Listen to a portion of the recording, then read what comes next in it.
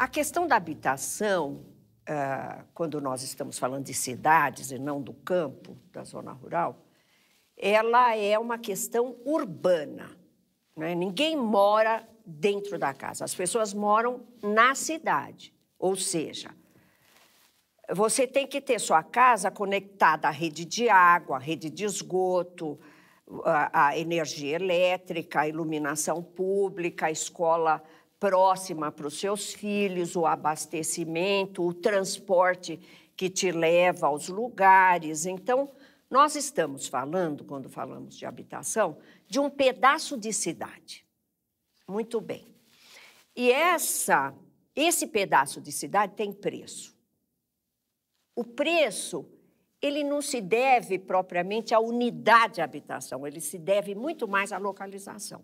Então, o negócio da cidade é esse. O negócio da cidade é o preço da localização. E isso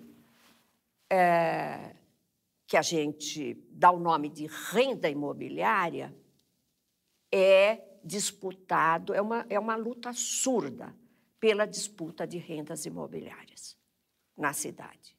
Os pobres, eles são excluídos dessa disputa. Quando o dinheiro aparece, os capitais tomam conta das cidades. Como disse o David Harvey, follow the money. Eles vêm aonde tem dinheiro e as cidades foram tomadas literalmente de assalto. Por obras absolutamente discutíveis.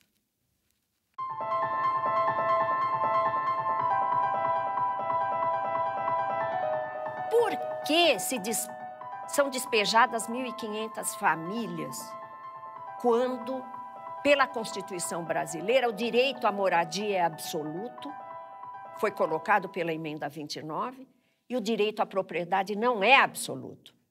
Ele é relativizado pela função social da propriedade. Por quê?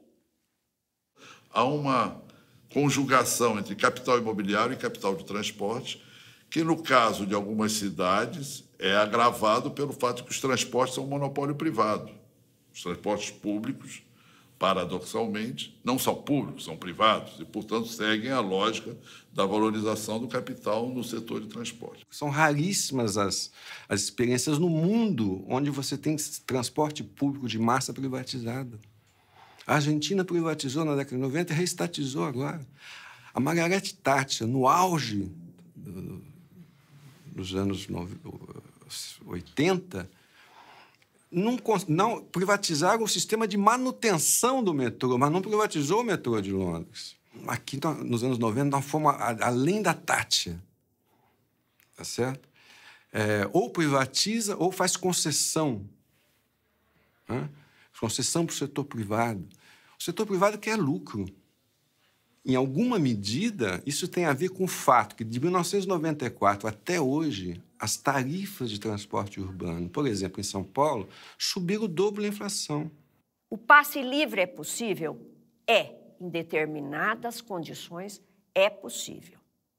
E ele é um dado de uma utopia muito importante. Muito, muito importante.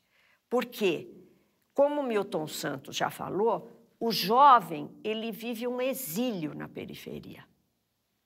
O que é o exílio na periferia? É o cara que não pode sair de lá, porque ele não tem transporte ou porque ele não tem dinheiro para o transporte, se o transporte existe. O que se espera de um jovem que mora num bairro onde ele não tem equipamento esportivo, cultural, artístico, e ele não tem mobilidade? Ele é exilado.